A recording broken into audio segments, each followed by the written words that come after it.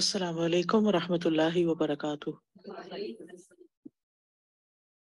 کیا حال ہے سب کا؟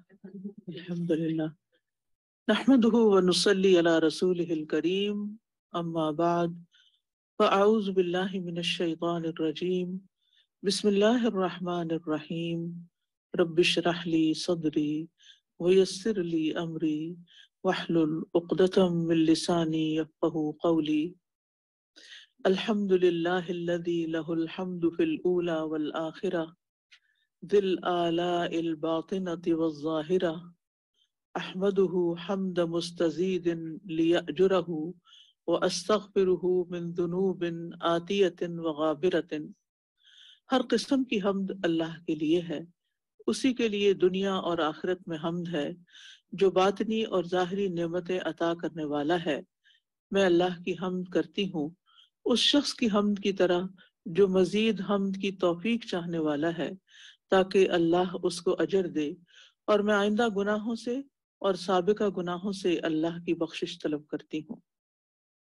قل لئن اجتمعت الإنس والجن على أن يأتوا بمثل هذا القرآن لا يأتون بمثله ولو كان بعضهم لبعض ظهيرا۔ آج ہم انشاءاللہ 16واں باب پڑھیں گے علم تفسیر کے بارے میں۔ تفسیر کا لغوی معنی، تفسیر فا سین را سے نکلا ہے، جس کے معنی ہے ظاہر کرنا، کھول کر بیان کرنا اور بے حجاب کرنا۔ اصطلاحی معنی، تفسیر سے مراد قرآن مجید کے معانی کو واضح کرنا ہے۔ ابو حیان اندلسی علم تفسیر کی یہ تعریف بیان کرتے ہیں کہ تفسیر ایسا علم ہے جس میں قرآن مجید کے الفاظ کے تلفظ، ان کے مفہوم، ان کے احکام اور ان کے معانی سے بحث کی جاتی ہے جن کے وہ حامل ہوتے ہیں، یعنی جو ان میں پائے جاتے ہیں۔ یعنی الفاظ کو، جیسے مختلف قرآت آپ نے پڑھی،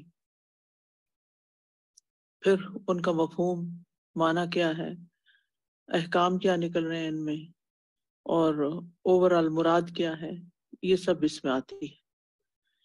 علم تفسیر کی تعریف امام بدر الدین زرکشی نے کچھ یوں کی ہے، یہ تعریف البرہان ان کی کتاب ہے، لائبریری میں موجود ہے۔ تفسیر ایسا علم ہے جس کی مدد سے نبی صلی اللہ علیہ وسلم پر نازل ہونے والی اللہ کی کتاب کا فہم حاصل ہو، اس کے معانی سے واقفیت ہو، اس کے احکام نکالے جائیں اور حکمتیں بیان کی جائیں۔ تو اس میں بھی آپ دیکھیے، فہم بھی، معانی، احکام اور حکمت۔ الاتقان میں علامہ جلال الدین سیوطی نے علم تفسیر کی درج ذیل تعریف بیان کی ہے۔ تفسیر ایسا علم ہے جس میں قرآنی آیات کے نزول، اسباب النزول، یعنی قرآن مجید کہاں نازل ہوا، مثلا سبب کیا تھا، آیات مکی و مدنی، محکم اور متشابہ، ناسخ اور منسوخ، خاص اور عام، کل ہم نے اس کے بارے میں کچھ پڑھا تھا، مطلق اور مقید، مطلق ہوتا ہے اوپن اور مقید ہوتا ہے لمیٹڈ، یعنی قید کیا ہوا، مجمل اور مفصل، اجمال ہوتا ہے بریف، کسی چیز کا بریف ہونا، اور مفصل تفصیل ہونا، حلال و حرام، وعد اور وعید، وعد کہتے ہیں وعدے کو جنت کا جیسے، اور وعید ڈراوے کو جیسے جہنم کا، امر اور نہی، عبرت یعنی سبق لینا کسی چیز سے، اور امثال وغیرہ سے یعنی مثالوں سے بحث کی جاتی ہے، یعنی اس کے متعلق یہ علم ہوتا ہے۔ مختصراً تفسیر ایسا علم ہے جس کی مدد سے انسانی استطاعت کی حد تک رسول اکرم صلی اللہ علیہ وسلم پر نازل شدہ کلام الہی یعنی قرآن مجید کے معانی، مطالب، احکام، مسائل کو واضح کرنے کی اور مراد الہی تک پہنچنے کی کوشش کی جاتی ہے۔ کیا کیا چیز؟ معنی، مطالب، احکام، مسائل، ان کو واضح کر کے کہ اللہ تعالیٰ کی کیا مراد ہے، یعنی کیا چاہتے ہیں اللہ تعالیٰ ہم سے، اس کو واضح کیا جاتا ہے۔ تأویل کا معنی، قرآن مجید میں تفسیر کے لیے تأویل کا لفظ بھی استعمال ہوا ہے۔ علماء سلف اس لفظ کا استعمال بکثرت کرتے ہیں، مگر بعد کے علماء میں یہ بحث شروع ہو گئی کہ آیا یہ دونوں الفاظ ہم معنی ہے یا ان میں کچھ فرق ہے، یعنی تفسیر اور تعویل ایک ہی چیز ہے یا الگ الگ چیزیں ہیں۔ تعویل کا لغوی معنی، لغوی طور پر تعویل اول الف واو لام سے ہے، جس سے اول ہوتا ہے نا، جس کے معنی ہے یعنی اول کی طرف جانا ہو، ایسی حقیقت کی طرف رجوع کرنا، واپس لانا یا اس کی طرف لوٹانا جس کی طرف کلام اشارہ کر رہا ہو، یعنی وہ معنی بتانا جس کی طرف پیچھے اشارہ آیا ہو،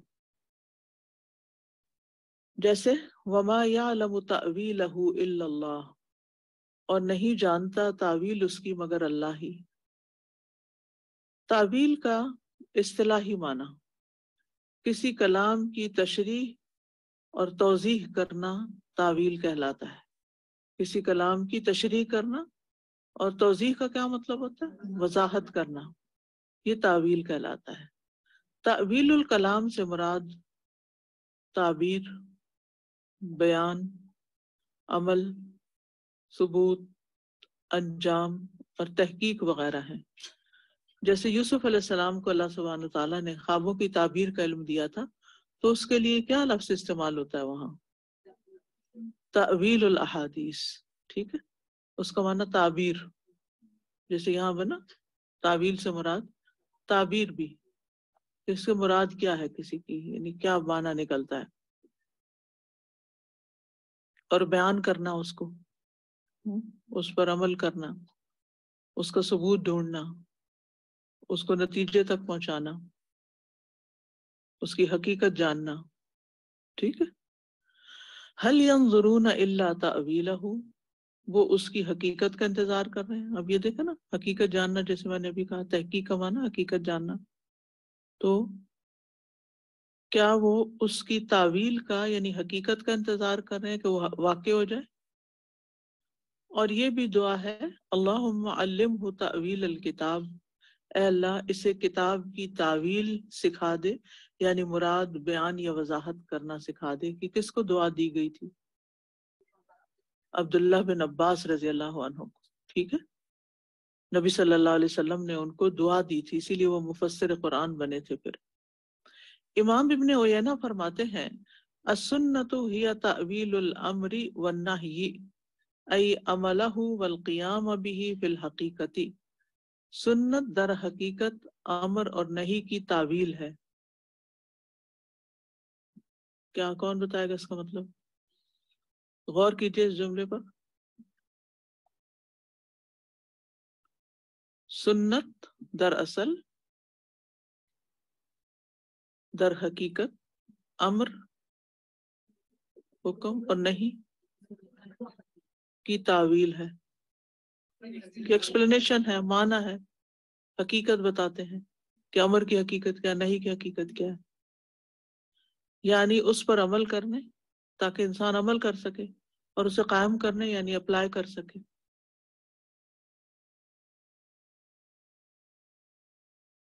یعنی سنت قرآن کی تفسیر کرتی ہے، یہ سمپل ورڈز میں یہ معنی بنے گا، السنۃ ہی تأویل الامر والنہی ای عملہ والقیام بہ فی الحقیقۃ۔ تفسیر اور تعویل ہم معنی ہے۔ علماء کی اکثریت کا کہنا ہے کہ تعویل اور تفسیر دونوں ہی ہم معنی ہیں، ایک ہی مطلب ہے دونوں کا، مراد یعنی میننگ لفظی مطلب تو نہیں ایک، لیکن مراد اس سے ایک ہی چیز ہے، جن میں ابو عبید، مجاہد اور ابن جریر طبری بھی شامل ہیں۔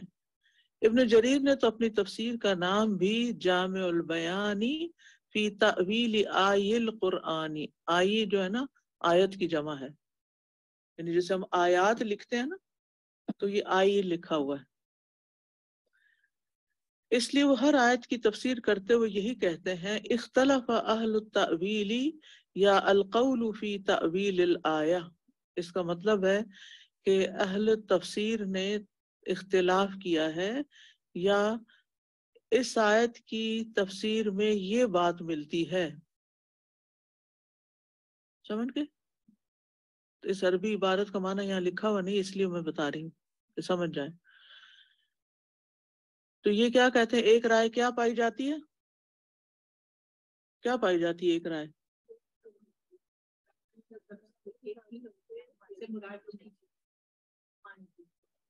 دونوں ایک ہی چیز ہے، کیا دونوں؟ تفسیر و تعویل۔ دوسری آرا، ایک اور رائے ہے کہ تعویل کا لفظ کئی لحاظ سے تفسیر سے بالکل ہی مختلف معنی رکھتا ہے۔ امام راغب اصفہانی کے نزدیک تفسیر سے مراد کلام الہی اور کلام انسانی دونوں کی تشریح کرنا ہے، جبکہ تعویل صرف کتب الہیہ کی تشریح کا نام ہے۔ انہوں نے اس طرح ڈیفرینشیٹ کیا اس کو، کیسے؟ تفسیر انسانی بات کی بھی ہو سکتی ہے اور الہامی بات کی بھی، جبکہ تعویل کس کی؟ صرف الہامی کلام کی۔ ٹھیک ہے۔ امام منصور کہتے ہیں تفسیر قرآن کی مراد کو قطعی طور پر متعین کرنے کا نام ہے، یعنی what exactly means by a certain آیا، ٹھیک ہے۔ جبکہ تعویل الفاظ قرآن کے زیر احتمال معنی میں سے کسی ایک کو غیر یقینی طور پر معین کرنے کا نام ہے۔ تعویل الفاظ قرآن کے زیر احتمال یعنی جس میں گنجائش پائی جاتی ہے معنی میں سے، یعنی ایک معنی ہے دوسرے کی بھی گنجائش ہے، کسی ایک کو غیر یقینی طور پر معین کرنے یعنی اسپیسیفائی کرنے کا نام ہے۔ یہ غیر یقینی یعنی اس کی مثال یوں ہے جیسے ایک آیت کے دو مطلب بیان کیے گئے، ٹھیک ہے، تو یہ معنی عام طور پہ آپ نے کہا تھا پڑھتے ہیں جیسے تفسیر کو، یہ معنی بھی پایا جاتا ہے اور بعض نے اس سے مراد یہ بھی لی ہے، دو ہو گئے نا، اب صرف ایک نہیں ہے بلکہ دو، ٹھیک ہے۔ تو زیر احتمال یعنی جن میں معنوں کی گنجائش ہے آیتوں میں، ایک معنی کی بھی دوسری، اور یہ وسعت کے لیے ہوتا ہے، اختلاف نہیں ہوتا یہ، تو اس میں کسی ایک کو غیر یقینی طور پر، غیر یقینی کا مطلب ہے کہ آپ یہ نہیں کہہ سکتے نہیں صرف یہی مطلب ایک ہی مطلب ہے، دوسرا نہیں نکلتا، دوسرا بھی نکلتا ہے۔ معین کرنا کا مطلب ہوتا ہے کہ اس کو فکس کرنا، یعنی اس کی تعین کرنا۔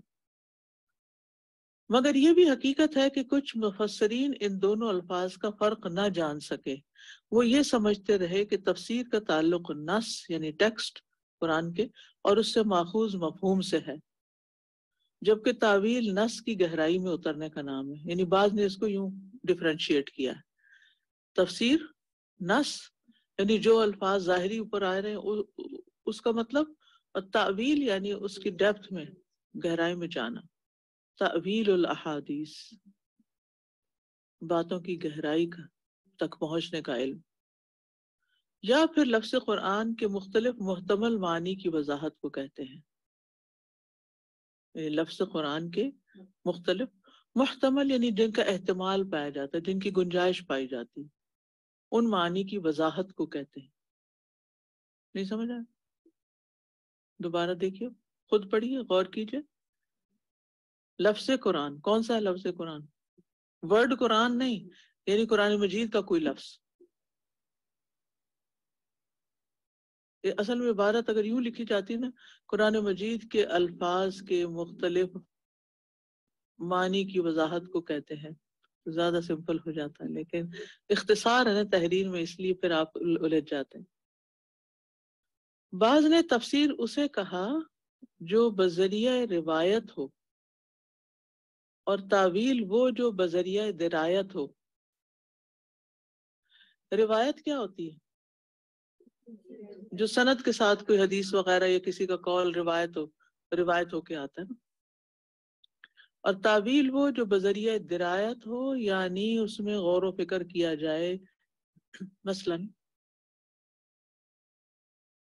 جیسے انشاءاللہ یہ چیزیں تھوڑی تھوڑی میں دہراؤں گی اللہ نے چاہا جب تفسیر کروں گی اب سورۃ انفال سے، کہ جب کسی آیت کی وضاحت کی جاتی ہے نا تو پہلے کہا جاتا ہے کہ ان الفاظ کا یہ مطلب ہے، پھر بتایا جاتا ہے کہ اس سے یہ معنی نکل رہے ہیں، پھر اس کی گواہی کے طور پہ کوئی حدیث بھی لے آئی جاتی ہے، ایسا ہوتا ہے نا، تو اس سے بات واضح ہوتی چلی جاتی۔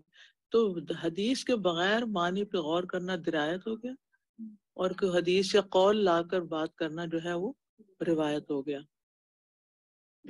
یعنی تعویل میں وہ کہتے ہیں کہ وہ علماء اپنی بس عقل استعمال کرتے ہیں اور اس سے بات کی وضاحت کرتے ہیں گہرائی میں اتر کر۔ اور تفسیر میں جیسے تفسیر معصور ہے ابن کثیر وغیرہ کی، تو اس میں احادیث وغیرہ بھی آتی ہیں۔ ان تمام آراء میں سے سب سے بہتر رائے امام ابو عبید رحمہ اللہ کی ہے، کیونکہ قرآن و سنت میں تفسیر کی جگہ تعویل کا لفظ بھی استعمال کیا گیا ہے۔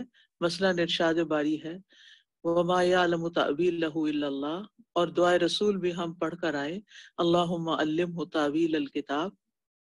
فقہ اور عقائد کے صحیح احکام تک رسائی کا نام بھی تعویل ہے، تاکہ عام مسلمان کو ان احکام کی تمام حدود و قیود کا علم ہو سکے۔ ٹھیک ہے، یعنی امام ابو عبید نے کیا کہا ہے؟ جی، یہ دونوں ملتے جلتے لفظ ہیں، سمپل سی بات ہے، بس ملتے جلتے لفظ ہیں۔ یعنی اگر صحیح معنی نکالیں گے تو وہ تفسیری ہوگی، تعویل اگر صحیح تعویل کریں گے۔ ہم یہ لفظ اردو میں بھی بولتے ہیں، تم اس بات کی کیا تعویل کرتے ہو، یعنی کہ تعویل کا مطلب ہے کہ اس کو اس سے تم نے کیا مراد لی ہے اسے، یا انٹرپریٹ، ٹھیک ہے نا، انٹرپریٹ کرنے کے معنوں میں آتا ہے۔ تو اگر صحیح انٹرپریٹ کیا جائے تو وہ تعویل صحیح ہوگی، اور اگر نہیں تو وہ تعویل فاسد ہوگی، یعنی غلط تعویل کی ہے۔ فقہ اور عقائد کے صحیح احکام تک رسائی کا نام بھی تعویل ہے۔ فقہ اور عقائد کے صحیح احکام تک پہنچنا، یعنی آیات کو پڑھ کے ان کا مفہوم معنی متعین کرنا، تاکہ عام مسلمان کو ان احکام کی تمام حدود و قیود کا علم ہو سکے۔ اور مثلا ایک حکم آپ ایک حدیث میں پڑھتے ہیں، اس حدیث میں اس سے بھی اور بھی چیزیں پائی جاتی ہیں، تو عام طور پر اگر آپ نے دیکھا ہو کہ جب میں تفسیر کر چکتی ہوں یا تشریح کر چکتی ہوں قرآن کی آیت یا تفسیر کی، تو پھر میں آخر میں کہتی ہوں کہ اس آیت سے یہ باتیں پتہ چلتی ہیں، یا یہ کہ اس حدیث سے یہ اور یہ نقطے ہمیں ملتے ہیں۔ تو یہ اس کی فقہ ہوتی ہے ایک طرح سے، یعنی اس کے اندر سے کیا ہمیں انڈرسٹینڈنگ ملی۔ ٹھیک، پہلے تو وضاحت کر دی، شرح کر دی، اس کی ڈیٹیل بتا دی، ایکسپلین کر دیا، پھر اس کا سارا خلاصہ کر دیا کہ 1 2 3 4 5 باتیں نکلی ہیں یہاں سے۔ ٹھیک ہے، تو یہ بھی تعویل ہوتی ہے پھر۔ تو اگر صحیح بات کی ہے تو تعویل ٹھیک ہے، لیکن رسائی اگر برعکس ہو تو نتیجہ غلط ہو سکتا ہے۔ اپروچ، رسائی کہتے ہیں اپروچ کو، جسے تعویل فاسد کہا جاتا ہے، جیسے وَاتَّخَذَ اللَّهُ إِبْرَاهِيمَ خَلِيلًا، اس میں خلیل سے مراد فقیر لینا اور اصلی معنی نامناسب کہنا تعویل فاسد ہے۔ خلیل کا معنی کسی ڈکشنری میں فقیر نہیں لکھا ہوا، یہ تعویل کی گئی ہے اس کی، اور یہ تعویل درست نہیں ہے کہ اللہ تعالیٰ نے ابراہیم علیہ السلام کو فقیر بنایا، اللہ نے ابراہیم علیہ السلام کو دوست بنایا۔ اس علم کی اہمیت، نوٹ، تعویل کا علم ایک بیش بہا علم ہے۔ اللہ تعالیٰ نے یوسف علیہ السلام کو تعویل الاحادیث کا علم عطا کیا تھا۔ ابن عباس کے لیے رسول اللہ صلی اللہ علیہ وسلم نے دعا فرمائی کہ قرآن مجید کی تفسیر و تعویل کا علم انہیں عطا ہو۔ آپ صلی اللہ علیہ وسلم کی اسی دعا کا نتیجہ ہے کہ ابن عباس کے تفسیری اقوال میں قرآنی الفاظ کی وضاحت اور معنی کا تعین بہت سادہ اور عام فہم انداز میں کیا گیا ہے۔ یعنی اگر آپ دیکھیں مختلف تفاسیر میں نا ابن عباس کے اقوال ہیں، ان کی الگ تفسیر بھی ہے، لیکن جو اقوال ہیں کہ اس آیت سے مراد ابن عباس نے یہ لی ہے، تو اس سے بات بڑی آسانی سے سمجھ آ جاتی ہے، کیونکہ ان کو دعا ملی تھی نبی صلی اللہ علیہ وسلم کی، ان کو ایک خاص ملکہ حاصل ہے ان آیات کو انٹرپریٹ کرنے کا۔ تفسیر میں یقینی طور پر مراد الہی تک نہیں پہنچا جا سکتا، الا یہ کہ صحیح روایت میں رسول اللہ صلی اللہ علیہ وسلم سے اس کی تفسیر منقول ہو، یا صحابہ کرام سے جو نزول وحی کے وقت موجود تھے اور انہوں نے حوادث اور واقعات کا مکمل احاطہ کیا ہو، یعنی ان واقعات کو اچھی طرح کمپریہینڈ کیا ہو جو پیش آ رہے تھے، اور پھر اس کا پس منظر بتایا ہو، وہ تو بات ٹھیک ہے، لیکن ویسے ایک وسعت ہوتی ہے جس میں صحیح آراء بھی ہو سکتی ہیں اور بعض آراء اصل سے ہٹی ہوئی بھی ہو سکتی ہیں، یا اشکال کے وقت انہوں نے آپ کی طرف اس کے مفہوم کے لیے رجوع کیا ہو، یعنی کوئی لفظ سمجھ نہیں آیا تو آپ سے پوچھا گیا، ٹھیک ہے، جیسے وہ آیت نازل ہوئی تھی نا کہ ظلم کے بارے میں،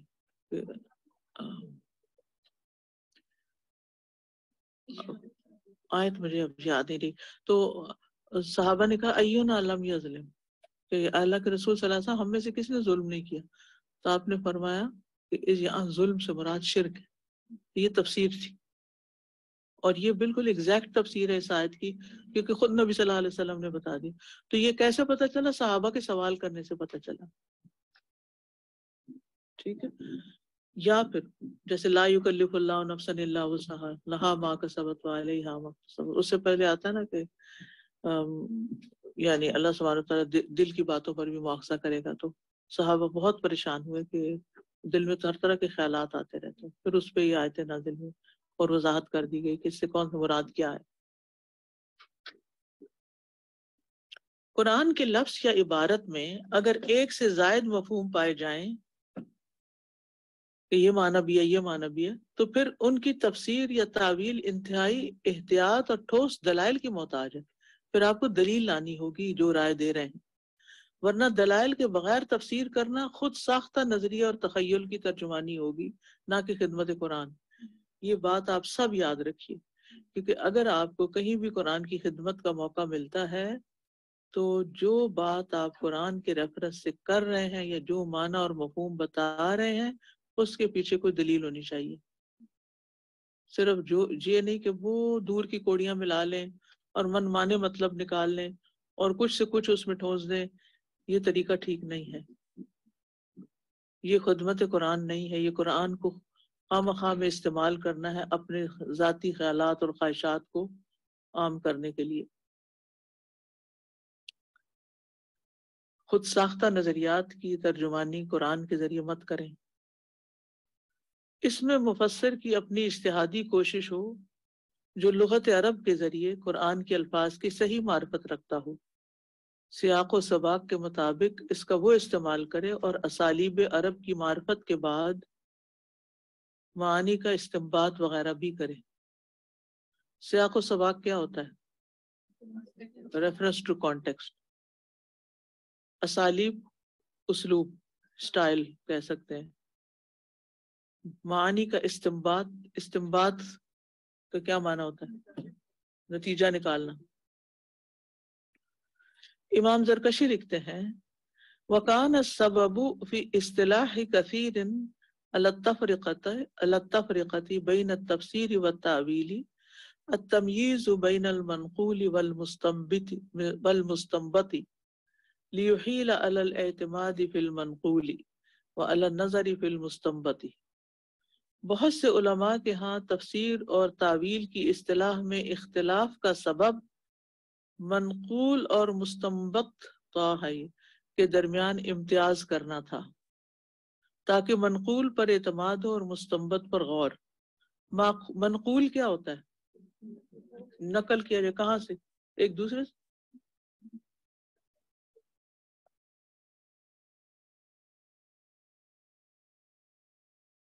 منقول ہوتا ہے جو چیز نقل کی جائے کتاب اللہ سے یا سنت اوتھینٹک سنت سے، حدیث سے، اس کو منقول کہتے ہیں. اور معقول ابھی یہاں آیا نہیں، آگے آئے گا تو بتاؤں گی. مستنبت کا مطلب ہوتا ہے نتیجہ نکالنا، استنباط کرنا، وہاں سے اخذ کرنا.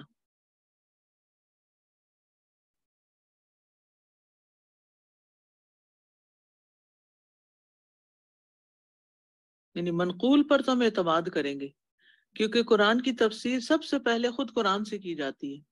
اگر ایک آیت کی وضاحت میں آپ دوسری آیت پڑھ دیتے ہیں تو یہ کیا ہے؟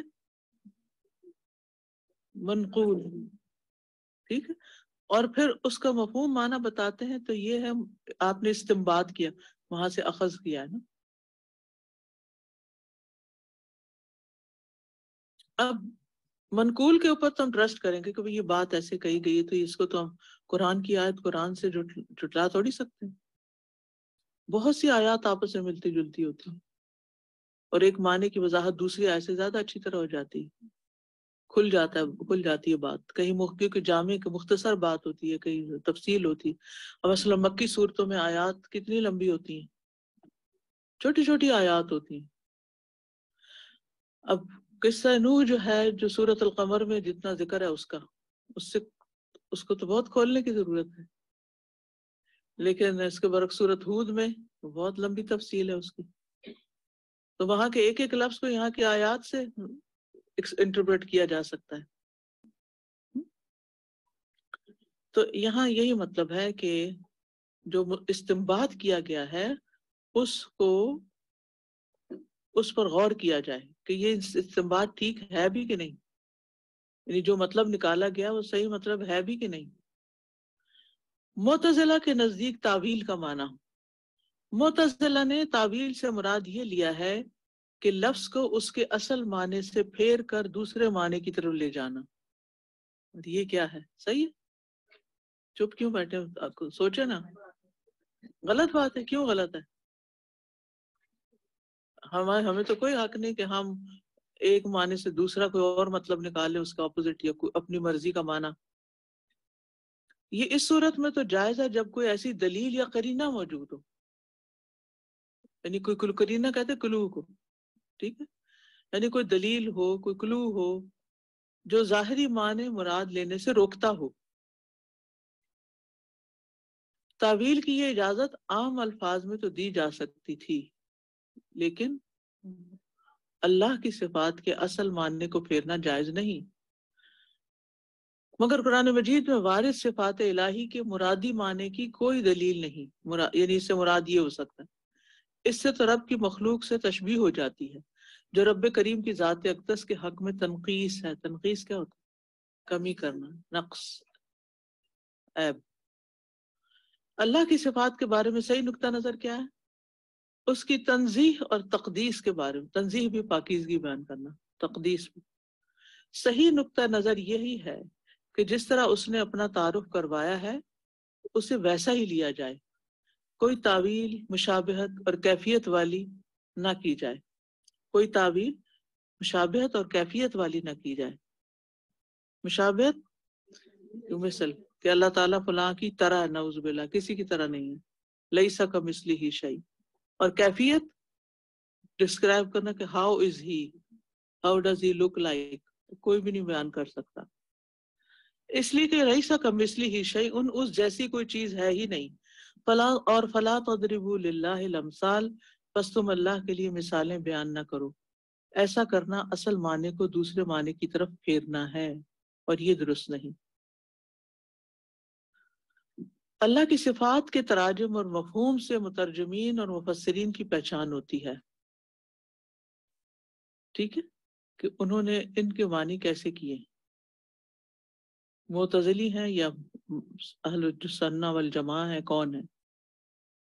یہی تعویلی اور مرادی معنی آج متعدد تراجم قرآن اور تفاسیر میں بخوبی نوٹ کیا جا سکتا ہے، جن سے مترجمین اور مفسرین کے رجحانات کا بھی علم ہوتا ہے اور قرآن کریم سے دشمنی رکھنے والوں کا بھی. یہ منہج یعنی یہ طریقہ فتنہ ابھارنے کا اگر نہ بھی ہو تو کم از کم اپنی منمانی تعویل اور سلف صالحین پائس پری ڈیسیسرز کے منہج یعنی طریقے سے ہٹا ہوا ہے. سلف صالحین پائس پری ڈیسیسرز جو پیچھے گزر چکے ہیں نیک صالح لوگ. جیسے استوا علی العرش سے مراد جلوہ افروز ہونا، اور یا وہ جاء ربک والملک سے مراد تمہارا رب جلوہ فرما ہوگا، یہ معنی نہیں کیے جا سکتے. ٹھیک ہے. بعض صحیح احادیث جن میں اللہ تعالیٰ کی صفات بیان ہوئی ہیں ان کا محض عقلی معنی لینا نہ کہ اصل، یہ مفہوم مراد لے لینا اور اصل معنی نہ لینا، یہ درست نہیں. سوال یہ ہے کہ پھر اس سے کیا مراد ہے؟ اس کا صحیح جواب یہی ہے کہ ہمیں اس کا معاملہ اللہ تعالیٰ پر چھوڑ دینا چاہیے. اسلاف امت نے ان سب آیات اور احادیث کا ایسا ظاہری معنی لیا ہے جو اس کی ذات جلیل کو زیبا ہے، تاکہ مشابہت اور کیفیت کے بغیر خالق اور مخلوق کی صفات میں فرق ہو سکے. اس لیے کہ یہ سب صفات باری تعالیٰ ہیں جنہیں بلا تمثیل ماننا اور اللہ تعالیٰ کو منزہ اور پاک سمجھنا ضروری ہے. ٹھیک ہے. اللہ تعالیٰ کو کسی چیز سے مثال نہیں دینی، اس سے پاک سمجھنا ضروری ہے. قرآن فہمی کے لیے عربی سیکھنے کی اہمیت. امام شافعی فرماتے ہیں ما جہل الناس ولا اختلفوا الا لترکہم لسان العرب ومیلہم الی لسان ارسطاطالیس. پڑھیں اس کو.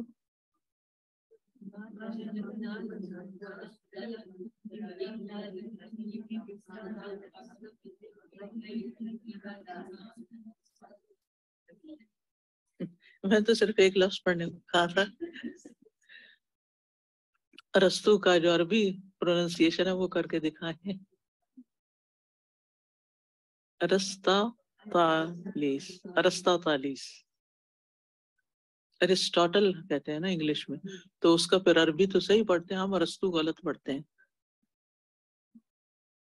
ہم اردو میں ارسطو کہتے ہیں نا، تو ارسطو تو نہیں ہے اس کا نام، ارسٹاٹل ہے. اصل زبان میں اللہ جانے کیا ہے، لیکن یہ کہ ارسٹاٹل کا انہوں نے ارسطاطل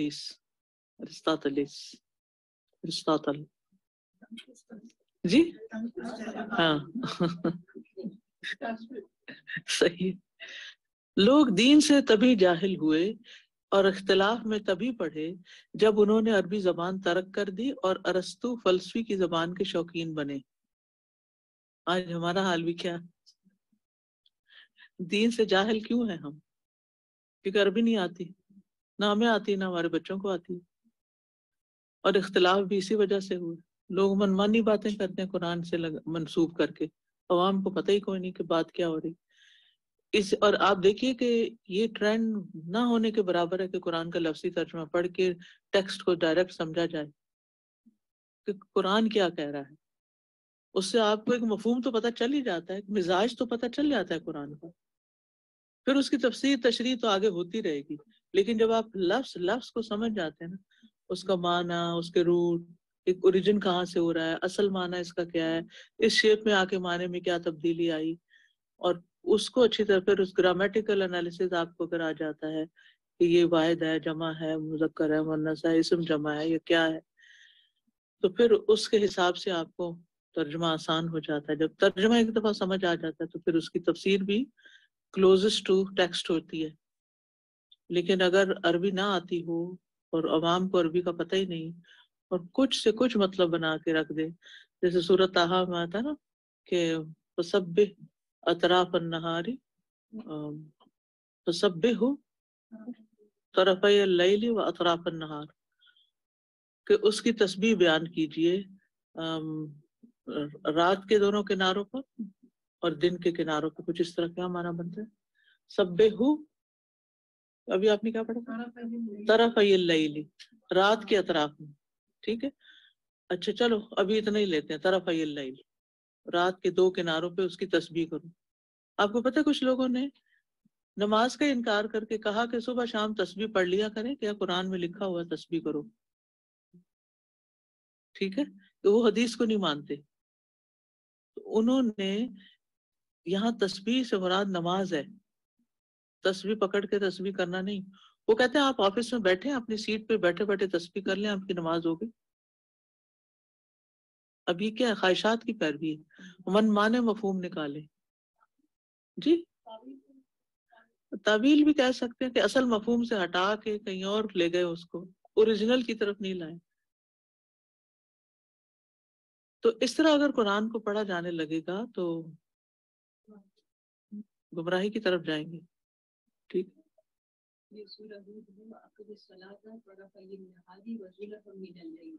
ہاں لیکن سورۃ طٰہٰ میں سبح کا لفظ آتا ہے. 130 آیت ہے سورت. وہ آیت کیا ہے ذرا آیت پڑھی؟ فسبح.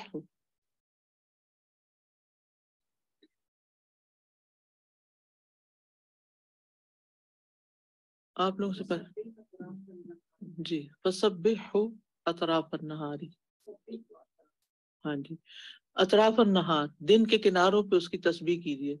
کنارے کون سے ہیں؟ جیسے صبح ہے، دوپہر ہے، ظہر ہے، پھر یعنی جو ٹوسٹ ہوتا جاتا ہے کنارے بنتے جاتے ہیں. تو یہ نماز کی طرف اشارہ ہے ان آیات میں، خالی تسبیح کی طرف اشارہ نہیں ہے. نماز کے اوقات ہیں، اور کہاں سے ہم کیا کیوں کہہ رہے ہیں اس کا مطلب نماز کے اوقات ہیں، ہمیں حدیث نے واضح کر دیا نا، بات ختم ہوگی. اس پر اعتماد کریں گے ہم، خالی لفظوں کے اوپر تو نہیں جائیں گے. اچھا امام سیوطی لکھتے ہیں وَلَمْ يَنزِلِ الْقُرْآنُ وَلَا أَتَتِ السُّنَّةُ إِلَّا عَلَى مُصْطَلَحِ الْعَرَبِ وَمَذَاهِبِهِمْ فِي الْمُحَاوَرَةِ وَالتَّخَاطُبِ وَالْاحْتِجَاجِ وَالْاِسْتِدْلَالِ لَا عَلَى مُصْطَلَحِ الْيُونَانِ وَلِكُلِّ قَوْمٍ لُغَةٌ وَاصْطِلَاحٌ. وقال اللہ تعالی وما ارسلنا من رسول الا بلسان قومه ليبين لهم. قرآن اترا اور سنت رسول آئی تو اہل عرب کی اصطلاحات میں، ان کی طرز گفتگو اور انداز تخاطب یعنی بات کے انداز میں، ان کے طریقہ احتجاج اور استدلال میں، نہ کہ یونانی فلسفہ اور اصطلاحات میں. جب مسلمانوں نے یونانی فلسفے سے متاثر ہوئے تھے تو پھر تفسیر میں بھی اس کی مداخلت ہو گئی تھی، من مانے مطلب نکالنے لگ گئے تھے. تو سیوطی کیا کہتے ہیں کہ قرآن عربی میں نازل ہوا ہے، لہٰذا اس میں عربوں کے ہاں دیکھا جائے گا اس کا لفظ کا مطلب کیا کیا بنتا ہے، نہ کہ یونانی فلسفے سے آپ ڈٹرمن کریں گے کسی غیر زبان سے. اور ہر قوم کی اپنی لغت اور اصطلاحات ہوا کرتی ہیں، اور انہی میں ان کی کتب کو سمجھنا چاہیے. اللہ تعالیٰ فرماتے ہیں وَمَا أَرْسَلْنَا مِن رَّسُولٍ إِلَّا بِلِسَانِ قَوْمِهِ لِيُبَيِّنَ لَهُمْ. ہم نے کسی بھی رسول کو نہیں بھیجا مگر اس کی قوم کی زبان میں، تاکہ وہ ان کے لیے کھول کر بیان کر سکے. ہم نے کسی بھی رسول کو نہیں بھیجا مگر اس کی قوم کی زبان میں، تاکہ وہ ان کے لیے کیا کرے، کھول کے بیان کرے کہ بات کیا ہے، انہی کی زبان میں ان کو سمجھائے. اتنی بات سب کو سمجھ آ گئی. تفسیر اور اصول تفسیر کا آغاز. قرآن کریم کے نزول کے ساتھ ہی علم تفسیر کا آغاز ہو چکا تھا. قرآن نے اپنی تفسیر بعض مقامات پر خود کی، نیز نبی اکرم صلی اللہ علیہ وسلم بھی قرآن کے اولین مفسر اور شارح تھے.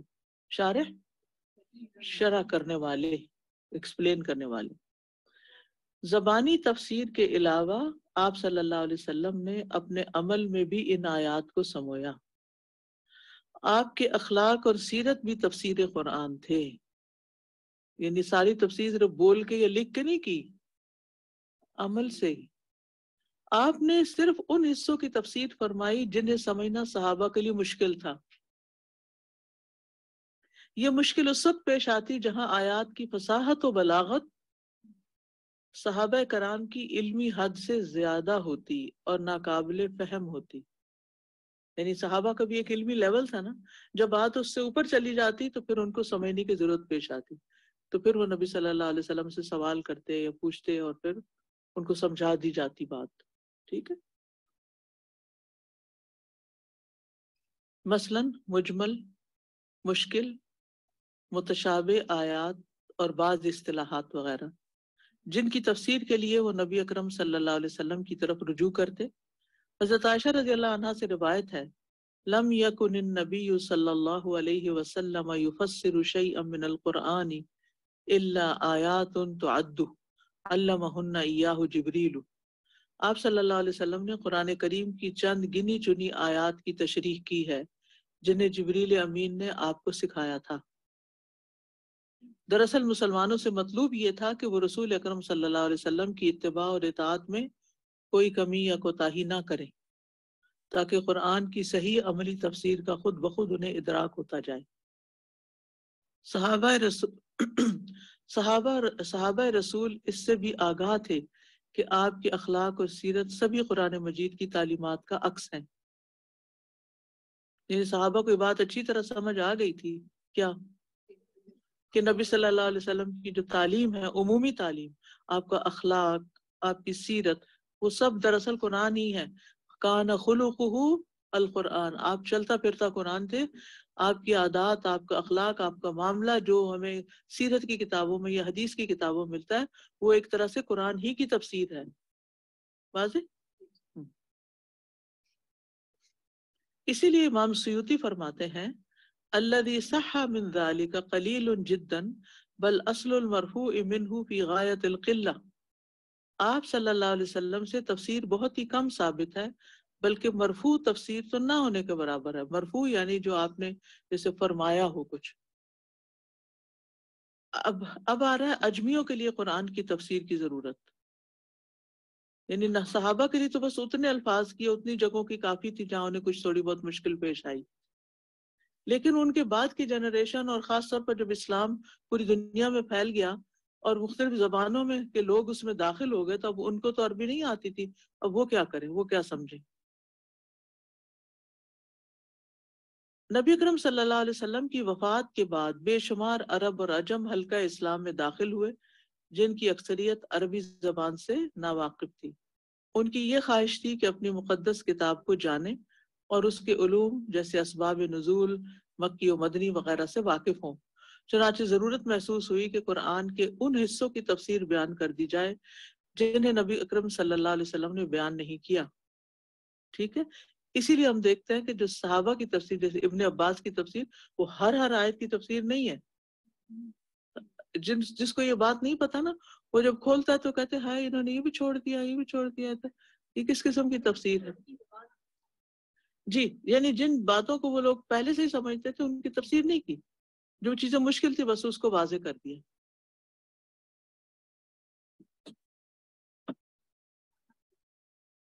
ان کی سمجھ بہت زیادہ تھی۔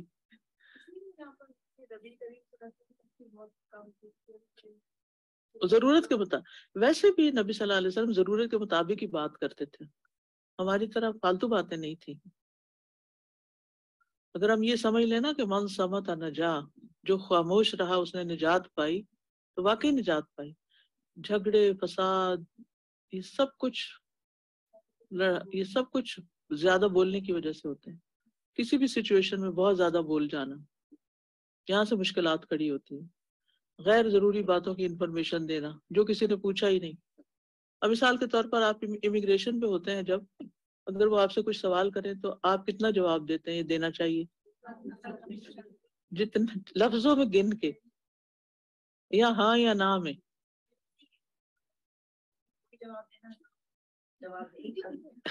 بالکل، یعنی لیکن کون لوگ پھنستے ہیں، وہ پھر وہ پک کر لیتے ہیں کوئی اور بات، پھر وہ کوئی اور پک کر لیتے ہیں۔ تو فرشتے بھی ہر وقت ہمیں لکھ رہے ہیں، وہ ان آفیسر سے بھی زیادہ ہوشیار ہیں۔ وہ ہماری سوچیں بھی جانتے ہیں کہ کس نیت سے کر رہے ہیں، اور اس کو دائیں پہ لکھنا ہے بائیں پہ لکھنا ہے، کس کے حصے میں یہ بات جائے گی۔ تو بعض اوقات ہماری اپنی کہی ہوئی باتیں ہمارے سامنے آ جاتی ہیں، بعض اوقات ہم غیر ضروری انفارمیشن کسی کو دے دیتے ہیں اور وہ ہم سے ناجائز فائدہ اٹھاتا ہے۔ تو اس لیے حکمت کا تقاضا یہی ہے کہ انسان سوچ سمجھ کے ہی بات کرے اور ضرورت کی کرے، زیادہ نہ بولے۔ بالکل۔ تفسیر القرآن تابعین کے دور میں دور تابعین قرآن کریم کی تفسیر کی ضرورت اور بڑھ گئی. دور تابعین میں تفسیر کی ضرورت اور بڑھ گئی. اس نسل نے بالمشافہ صحابہ کرام سے تفسیر کا علم سیکھا. بالمشافہ کیا مطلب ہوتا ہے اس کا؟ آمنے سامنے بیٹھ کے، one on one, direct, live. ان کا طریقہ کار یہ تھا کہ آیات کی تفسیر کرتے وقت سب سے پہلے احادیث نبویہ کو دیکھتے تھے، پھر اقوال صحابہ کی طرف رجوع کرتے کہ صحابہ اس بارے میں کیا فرماتے ہیں، اور آخری درجے پر اپنے اجتہاد سے کام لیتے، خود معنی نکالتے. اس دور میں تفسیر کے پہلو بہ پہلو بہت سی موقوف اور اسرائیلی روایات بھی آ گئیں، اس میں شامل ہو گئیں. یعنی ایک تفسیر تو آئی لیکن ساتھ کچھ اور چیزیں بھی آ گئیں. وہ کیا؟ موقوف. موقوف صحابی کا قول نہیں ہوتا، یعنی بعد میں کسی اور کا قول. اور اسرائیلی روایات جو بنی اسرائیل کی کتابوں تورات وغیرہ سے لے لی گئی. ایسی بحثیں شروع ہو گئیں جنہیں صحابہ کرام نے غیر ضروری ہونے کی وجہ سے چھوڑ دیا تھا. تفسیری اختلافات کا آغاز تبع تابعین کا دور ہے، نیکسٹ جنریشن، تھرڈ جنریشن. تو اسرائیلیات کی بھرمار ہو گئی. فرقہ بندی نے جنم لیا، جن میں بالخصوص معتزلی، جہمی اور قدری، یعنی جو کہتے ہیں کہ یعنی تقدیر جو ہے وہ کچھ نہیں. افکار اور نظریات نے تفسیری اختلافات کا دروازہ اور کشادہ کر دیا. تفسیر میں جعلی روایات کی کثرت ہوئی، ٹھیک ہے، مگر صحیح نقل اور روایت کا سلسلہ بھی پوری جد و جہد کے ساتھ جاری رہا. یعنی ایک طرف جعلی باتیں، جھوٹی اور موضوع باتیں آنے لگی بیچ میں، اور دوسری طرف یہ ہے کہ کچھ ایسے لوگ اللہ نے پیدا کیے جنہوں نے ہر چیز کی چھان پٹک کی خوب کی. عدم احتیاط سے، عدم احتیاط کا مطلب ہوتا ہے بغیر احتیاط سے، جعلی روایات کی خود ساختہ کہانیاں اور داستانیں جزو تفسیر بن گئیں. یعنی احتیاط نہیں کی، بس ہر چیز لے لی، اکٹھی کر لی گئی. انہی روایات کے بارے میں امام احمد بن حنبل رحمہ اللہ کو یہ فرمانا پڑا، ثلاثۃ لیس لہا اصل. تین چیزیں ہیں، تین علوم ہیں جن کی کوئی بنیاد نہیں. التفسیر والملاحم والمغازی. تفسیر، جنگیں اور غزوات. کتابیں لکھی گئی ہیں تھے مغازی کے نام سے. مغازی غزوہ سے، غزوہ کس کو کہتے ہیں؟ جنگ. تو اس میں انہوں نے جب جنگوں کی تفصیل لکھی نا تو احتیاط نہیں برتی کہ ایگزیکٹ ڈیٹیل بتائیں، جو کسی نے بتایا وہ لکھ لیا. تو اس لیے کہتے ہیں کہ اس کی پھر اس پہ اعتماد نہیں کر سکتے، ان کتابوں پر نہیں اعتماد کریں گے. یعنی مثال کے طور پر اگر آپ نے یہ دیکھنا ہو کہ کوئی حدیث صحیح ہے یا نہیں، تو آپ کسی اس دور کی تفسیر کی کتاب میں نہیں دیکھیں گے. کہ بعض لوگ کیا کرتے ہیں کہ وہ اٹھا کے لے آتے ہیں کسی تفسیری کتاب سے کوئی چیز اور کہتے ہیں یہ دیکھیں یہ لکھا ہوا، کتاب میں لکھا ہوا، یعنی کہ وہ ایسی روایت ہوتی ہے. تو اس کے لیے ہمیں کہاں سے دیکھنا ہوگا؟ اوتھینٹک حدیث کی بکس، یعنی حدیث کی ان بک سے جو اوتھینٹک ہے، وہاں سے دیکھنا ہوگا. جی بالکل. شاہ ولی اللہ محدث دہلوی کا کہنا ہے، ان النقل عن بنی اسرائیل دسیسۃ دخلت فی دیننا. اسرائیلی روایات بیان کرنا ہمارے دین میں سازش ہے. قرآن کی تفسیر اور علماء اسلاف کی محنت. الحمدللہ علماء اسلاف کی محنت اور تحقیق یعنی ریسرچ سے تفسیری روایات میں ضعیف اور موضوع حصہ غالب نہ ہو سکا، نکال دیا گیا، جس کا تدارک یعنی سد باب عہد صحابہ میں روایت کے ذریعے ہوا.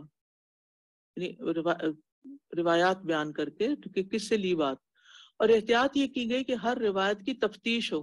کیا مطلب تفتیش کا؟ انویسٹیگیشن.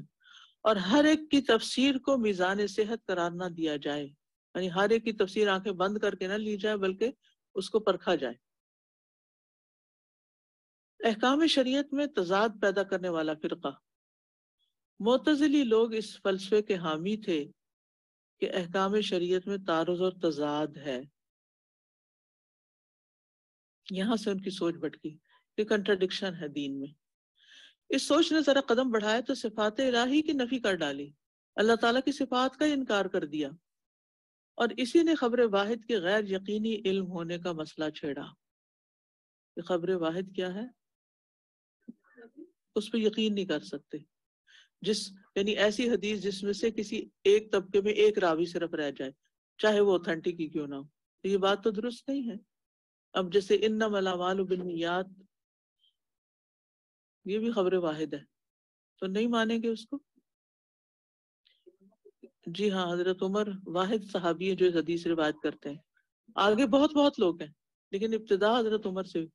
بات یہ کہ کیا حضرت عمر کی کسی نے نفی بھی کی کہ تم کیا کہہ رہے ہو، یہ تو بات ہے ہی نہیں؟ کسی نے نہیں کی. سائلنٹ ٹیسٹ اپروول ہے. آیات قرآنیہ کی عجیب و غریب تعویلات کی، منمانے مطلب نکالے، دور پار کی کوڑیاں لائے، حقیقت کو مجاز کا معنی دیا، میٹافور بتایا، حقیقی باتوں کو صحیح عقائد اور احادیث کا خون کیا، متفقہ مسائل کو متنازع بنا دیا، مگر خود بھی مسائل کی ان الجھنوں کو سلجھا نہ سکے، بلکہ ہر وقت پیچیدگی اور ابہام ہی ان کے مقدر میں رہی، جو جدال اور مباحثے کی ایسی برائی ہے جس کا عمل سے کوئی تعلق نہیں. ایسے لوگوں نے صرف دین کو بحث مباحثے کی جگہ بنا دیا، عمل کے لیے نہیں پڑھا دین کو.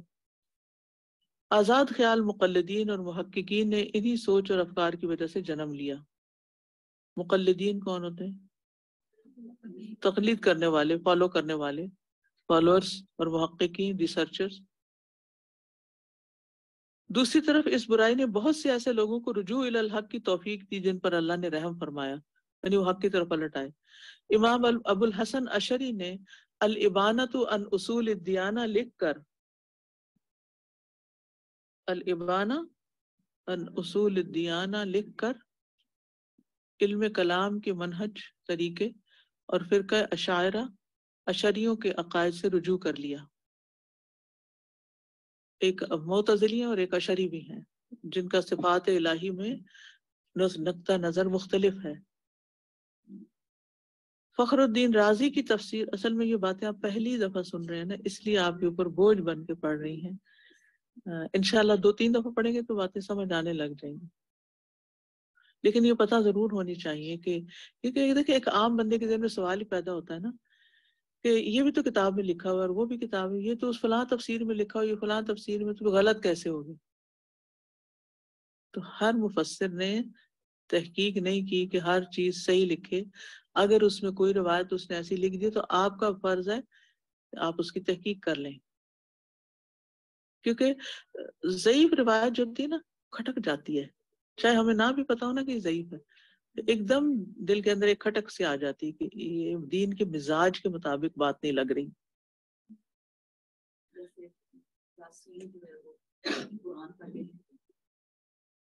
وہ سورۃ رحمان کو بتاتے ہیں، قرآن کا دل. قرآن کا دل کہتے ہیں یاسین؟ اچھا ہاں، وہ تو قرآن کی دلہن ہے شاید، ایسے کچھ بتاتے.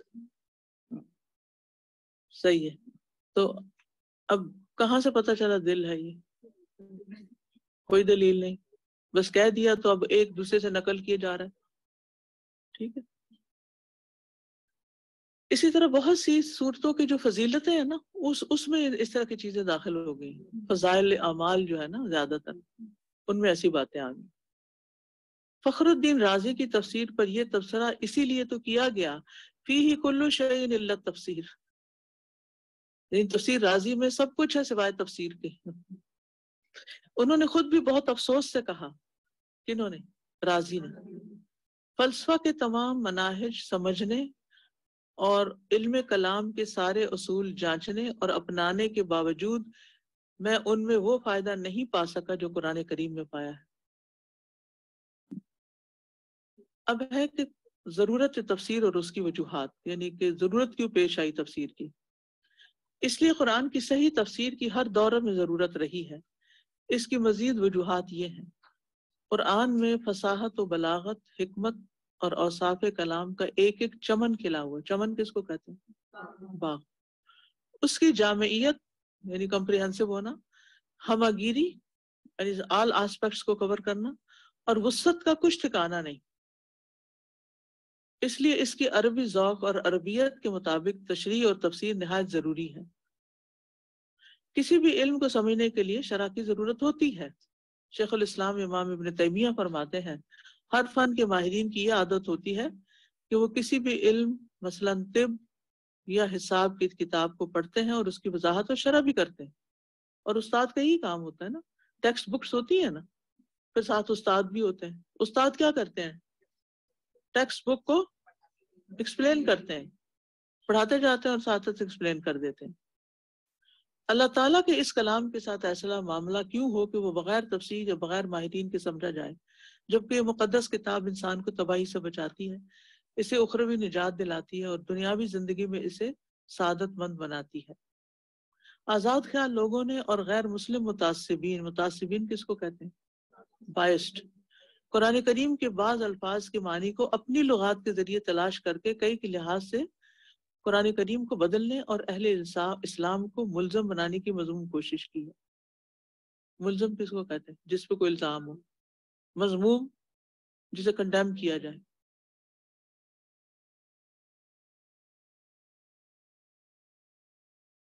مثلا وَأَعِدُّوا لَهُم مَّا اسْتَطَعْتُم مِّن قُوَّةٍ وَمِن رِّبَاطِ الْخَيْلِ تُرْهِبُونَ بِهِ عَدُوَّ اللَّهِ۔ اس میں لفظ ترہبون کو نکال کر قرآن کریم اور اہل اسلام کو دہشت گرد قرار دینے کی کوشش جہاں عالمی سطح پر کی جا رہی ہے، وہاں اپنی اپنی پارلیمنٹ میں بھی ایسی قراردادیں پاس کر کے مسلمانوں کے لیے عرصہ حیات تنگ کیا جا رہا ہے۔ مزید یہ کہ مطبوعہ تراجم میں بیشتر تراجم بھی عربیت سے ناواقف یا الفاظ قرآنی کے گہرے معنی اور مطالب سے محروم ہیں۔ قرآن کی مجمل آیات کی وضاحت کے لیے تفسیر ضروری ہے۔ قرآن حکیم میں کچھ باتیں مجمل بھی کی گئی ہیں جن کی وضاحت کے لیے تفسیر بہت ضروری ہے تاکہ عام لوگ ان کی وضاحت سمجھ سکیں۔ قوانین اور احکام سمجھنے اور ان پر عمل کرنے کے لیے بھی تفسیر کی ضرورت ہے۔ اس کے علاوہ قوانین اور احکام کی تفصیلی صورت، حدود و قیود یعنی لمٹس اس کی کیا ہیں، ان پر رضامندی اور اطمینان اور ان کا نفاذ اسی صورت میں ممکن ہے جب ان کی صحیح تفسیر بیان کی جائے۔ اگر لا کو صحیح طور پہ انٹرپریٹ نہ کیا جائے تو اس کو امپلیمنٹ نہیں کیا جا سکتا، کہ لوگ اس کا کچھ سے کچھ مطلب نکال لیں گے اور اس میں سے نکل جائیں گے۔ قانون کو قانون کی زبان میں ہی سمجھا جاتا ہے نا۔ عصر حاضر میں جب اسی لیے آپ دیکھیں کہ ایسی کتابیں جو ٹیکنیکل ہوتی ہیں ان کی آرڈ میں گلوسری لکھی ہوتی ہے، اس میں وہ ٹیکنیکل ورڈز ہوتے ہیں جن کی انہوں نے انٹرپریٹیشن دی کہ اس کتاب میں یہ لفظ اس معنی میں استعمال ہوا ہے۔ عصر حاضر میں جب اجمی مسلمان زیادہ تعداد میں ہیں اور عربی زبان و ادب سے واقفیت کم ہو چکی ہے تو اس دور میں تفسیر کی ضرورت اور بھی بڑھ جاتی ہے تاکہ کتاب الہی کے احکامات اور الفاظ کو سمجھنے اور ان پر عمل کرنے کے لیے اجمی مسلمانوں کی رہنمائی کی جا سکے۔ تو صحیح مفہوم اور معنی کو سمجھنے کے لیے درست تفسیر ضروری ہے۔ مذاہب باطلہ اور منحرفین نے تحریف اور تضلیل، تحریف کا کیا مطلب ہوتا ہے؟ اپنی جگہ سے پھیر دینا چیزوں، اور تضلیل گمراہ کرنا۔ تضلیل سے احادیث گھڑ کے تفسیر میں شامل کر دی، ان کے عجیب و غریب مطالب بیان کر کے رسول اکرم صلی اللہ علیہ وسلم اور آپ کے صحابہ کو متہم کرنے کی کوشش کی ہے۔ اس لیے ایسی تفاسیر سے آگاہ ہونا اور صحیح منہج کو سمجھنا ہر مسلمان کا فرض ہے۔